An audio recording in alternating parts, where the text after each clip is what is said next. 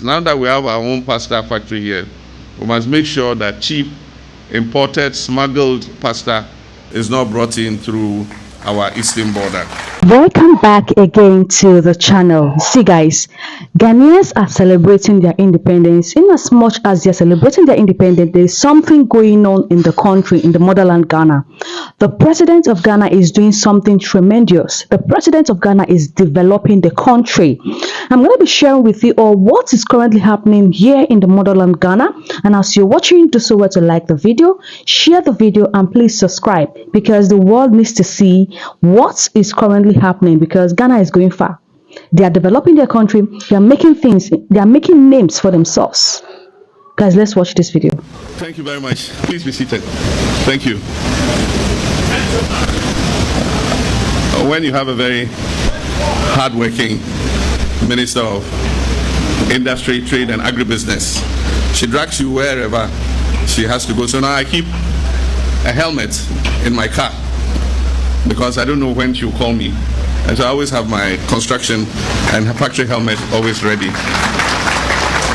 In January, we visited the Special Economic Zone, and we visited a textile plant that is employing more than 1,000 workers, 95% of whom are women. And then in the same January, we were in Beijing to commission cut sort for a new poultry processing plant, so that all the kokon kitikiti that are being produced will be processed there for the table. But that was not all. 2 weeks ago, we were at B5 Plus in Mr. Takwani's facility, and we commissioned 3 separate factories at B5 Plus. And then again, last week we were in Shama at the Industrial Enclave to commission the expanded ceramic tile factory, and then to cut sod for the expansion of the sanitary ware factory, and then to cut sod for the beginning of work on Ghana's first glass factory. When I say first glass factory, it means after Kwame Nkrumah's Aboso factory, which the last government came and sold as scrap, we now have a new glass factory about to come up, so that we can cut down our importation of glass. And then this morning alone, we've gone to commission a calcium clay cement plant, which is using local clay and incorporating it into our cement production instead of using clinker. And so we commissioned that this morning, and then this afternoon here we are to commission a pasta processing plant. With regards to the pasta processing plant, of course, when I went to Singapore, I met the management of Olam, and they made us a promise that before the middle of this year, we will commission this plant. And I'm happy to know that even before the target date they gave us. So just like all the other ones, 1965 is where all these things came into place. The initial design is that over here we are supposed to be able to put in big compartments of ship bodies. So here is the assembly shop. It goes by the name. It's where we assemble the parts of the ship. And then the cranes, the big cranes that you see there. You see the rails move from there up to here. There's a stopper right here. Okay. So the cranes are supposed to come up to this edge, carry the big boulders or big parts of the ship, lift it and drop it into the docks. When it gets into the dock, we put it on a keel frame and then arrange the steel sheets just section by section, frame by frame, and then we build a hull of a ship. When you build the hull of a ship, that's when you bring the different compartments, electrical, civil, plumbing, valves, whoever it is. Then the technical electronic parts too. They come in and then they build a ship. So that's the general idea Kwame Nkrumah had for this particular shed. Yes, our main goal, Tema shipyard currently, is that by the end of 2029, we would have to build 1 ship here. That's our main goal. Chairman and CEOs, my 2 CEOs are up and ready. This place is the place that might require even much of the public-private partnership. Okay. Yeah, this is the area, the avenue, because it's a high value chain. So the shipbuilding area requires much more of a public-private partnership. Whereas we concentrate on the dry dock. Yeah. So there's a last shop at the back before we come back this way. That's fabrication shop, but there's nothing really there except for a 500-ton gap press machine. It's still functional and we use it currently. Yes, it's functional. Yeah. Okay. No, man. And then that's the gap press machine I was talking about. 500-ton gap press. the only one in South Africa. Yes. No, in West Africa. The only one. This is the only one, yes. They have other ones which are smaller but high precision, but this is the biggest we have. So when the OEMs, the owner expects I was talking about, some of them are from Norway, some are from Malaysia. When they come and then they see, they're very surprised because they go around and then they see the smaller bits, the 250 and then the 200-ton ones, but they don't see these ones. When was this installed? 1965. Java. Then the answer is Kwame Nkrumah. He said, when was it installed? Kwame Nkrumah.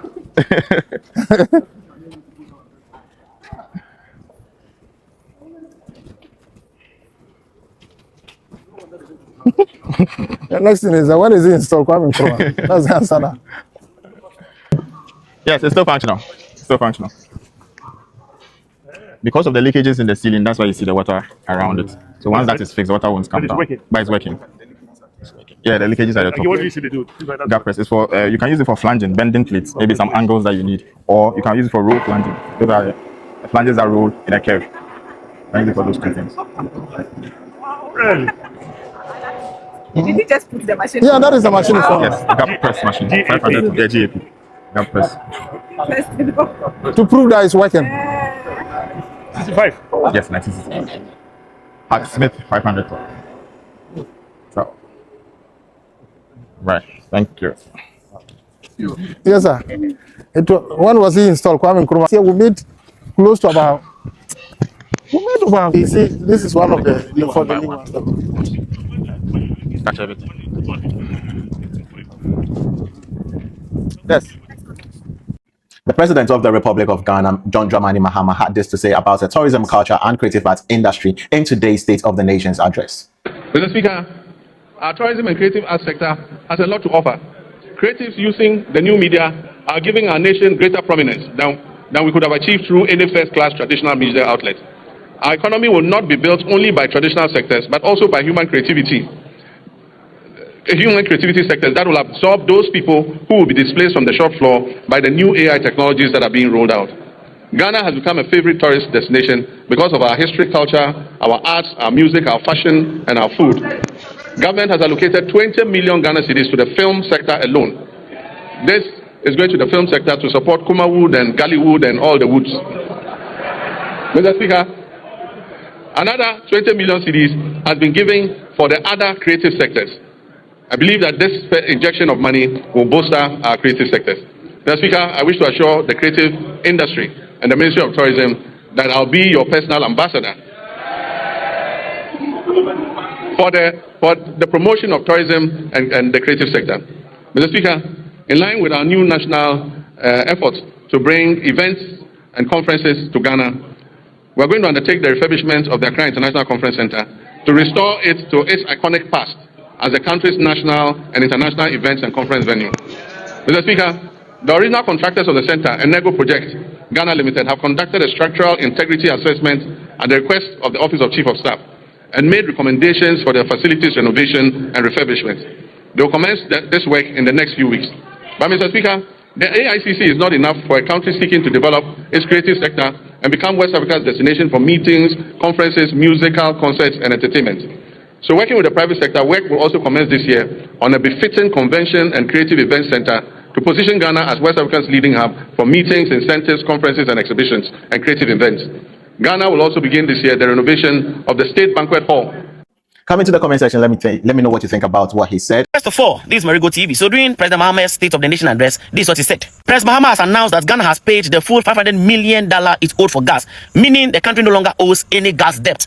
The country no longer owes any gas debt. So if somebody from another country is telling me that, Ghana is owing them, everything has been cleared. And soon, Ghana will stop buying gas from other nations. That is because the government has started the construction of a second gas processing plant. And if completed, everything will be reliant on the gas processing plant, meaning Ghana will be self-sufficient. They will not buy anything through the West African gas, the West African pipeline gas, whatever it is called. So after completion, Ghana will produce its own liquid petroleum gas that will fuel the electricity of the country. So it's good, everything has been cleared. Now nobody hold any leverage of us saying that Ghana owes them or they give Ghana electricity. So I just pray that, before the ending of the year, the second project should be completed and then we can be self-sufficient. So it is good. Ghanaians are not here to joke. This time around, they don't want to be importing things from outside Ghana. They want to own their own. They want to have their own. And we all know Ghanaians cannot do without the, maka, the spaghetti, with our wache. So the government of Ghana have decided that we need to own our own company, our own pasta company. The company that we're producing these things for, we don't need to import again from foreign, from outside. This is an intentional government, a country that want to see their country develop, their country grow. It is not every time we keep importing things from UK, importing things from America, importing the small thing that we're supposed to do in our country, we're importing it. I hope other countries can learn from this. I hope and wish other countries can learn from what the president of Ghana, the government of Ghana, is actually doing in their country, trying to improve, trying to develop, spending money where it is meant to be spent, developing their country in the sense that people will come and be importing from Ghana, not Ghana importing from outside. This is a good move. This is actually a good move. The country that have done this so far is the president of Burkina Faso, Ibrahim Traore. He did not import anything again to Burkina Faso. This is the same step Ghana is taking, and they are achieving it, and they are doing so well in this aspect. We need to commend countries that are doing well. If you see any country that is doing well, commend them, because they deserve all the whole accolade. It is not easy to develop your country. There's some countries that their leaders are very, very greedy. There's some African countries you go to, you will regret the reason why you go to that African country, because there is nothing that is made from that country. It is only in Ghana here you see made in Ghana kente, made in Ghana footwear, made in Ghana clothes, made in Ghana wristwatch, made in Ghana perfumes, made in Ghana creams, made in Ghana soap. Even people from Nigeria are coming to import Ghana black soaps. They are coming to, buy the Ghana black soap, buy the Ghana cream, shea butter. It is good that you should have your own made in Ghana, made in Nigeria, made in Sierra Leone, made in Liberia, made in South Africa products. Let's emulate leaders like Ibrahim Traore and the president of Ghana. Let's emulate countries like Ghana and Burkina Faso, because they are doing absolutely amazing. Let me know what you think in the comment section. Don't forget to like the video, share this video, and please subscribe to the channel.